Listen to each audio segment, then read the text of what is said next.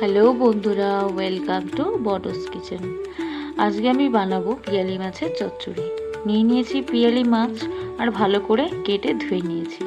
ভীষণ আঁশগুলো কিন্তু ছোট, ভালো করে ধুয়ে নেবে। কেটে নিয়েছি সবজি, নিয়েছি ঝিঙে, বেগুন, পটল আর আলু। এবার আমি নিয়েছি পেঁয়াজ, টমেটো, ধনিয়া পাতা, কাঁচা লঙ্কা। এবার কড়াইয়ে আমি দিয়ে দেবো সব কেটে রাখা সবজিগুলো। দিয়ে দিয়েছি। এবার দিয়ে দেবো পেঁয়াজ, টমেটো, কাঁচা লঙ্কা, ধনেপাতা। এবার আমি দিয়ে দেবো মাছগুলো।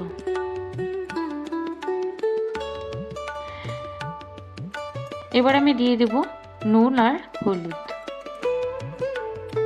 দিয়ে দেবো সামান্য তেল। এবার আমি হাতের সাহায্যে ভালো করে মেখে নেব। মাখা হয়ে গেছে, দেখতে ভীষণ কালারফুল লাগছে, মনে হচ্ছে এখনই খেয়ে নিই। এবার আমি গ্যাসটা জ্বালিয়ে দিয়েছি। এবার আমি ঢাকা দিয়ে দেবো। 10 মিনিট হয়ে গেছে, ঢাকা সরিয়ে একটু আলতো করে নেড়ে নেব।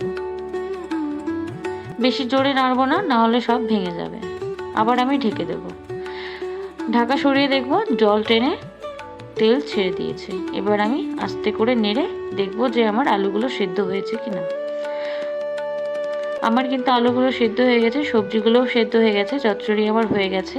খুব কম তেল মশলায় আপনারাও বানিয়ে দেখতে পারেন পিয়ালি মাছের চচ্চড়ি।